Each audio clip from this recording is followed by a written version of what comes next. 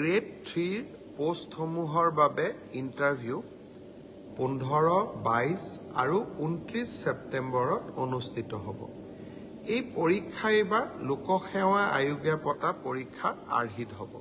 প্ৰথমতে প্ৰিলিমিনাৰী পৰীক্ষা হ'ব, তাৰ পিছত মেইনছ হ'ব আৰু মেইনছৰ পিছত আমি ভাইভা প্ৰক্ৰিয়াৰ মাজেৰে আমি সমগ্ৰ ইণ্টাৰভিউ প্ৰক্ৰিয়াটো গ্ৰেড 3 পোষ্টসমূহৰ বাবে ইণ্টাৰভিউ 15, 22 আৰু 29 ছেপ্টেম্বৰত অনুষ্ঠিত হ'ব। এই পৰীক্ষা এইবাৰ লোকসেৱা আয়োগে পতা পৰীক্ষাৰ আৰ্হিত হ'ব।